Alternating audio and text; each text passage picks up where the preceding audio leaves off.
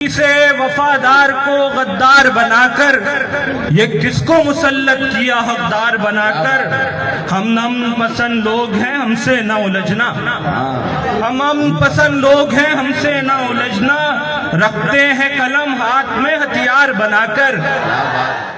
अंग्रेज के नौकर थे जो सदियों से यहाँ पर, अंग्रेज के नौकर थे जो सदियों से यहाँ पर, लाया गया उन लोगों को सरदार बनाकर। अंग्रेज के नौकर थे जो सदियों से यहाँ पर, लाया गया उन लोगों को सरदार। ये घर के जो मजदूर हैं बन बैठे हैं मालिक, ये घर के जो मजदूर हैं बन बैठे हैं मालिक, दीमक भी लगाते हैं ये दीवार बनाकर। वाह वाह वाह। पहले उसे कठपुतली बनाया गया और फिर पहले उसे कठपुतली बनाया गया और फिर कुर्सी पे बिठाया गया हर बार बनाकर।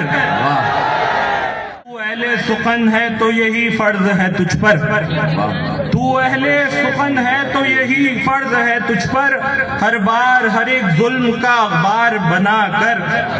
जो चोर हैं बन जाते हैं इस देश में हाकिम, जो चोर हैं बन जाते हैं इस देश में हाकिम, ये कौन है जो देते हैं सरकार बनाकर। क्या बात है। जिसने भी लूटा है मेरे देश को पैकर, जिसने भी लूटा है मेरे देश को पैकर, उसको किया पेश वफादार बनाकर। क्या बात है।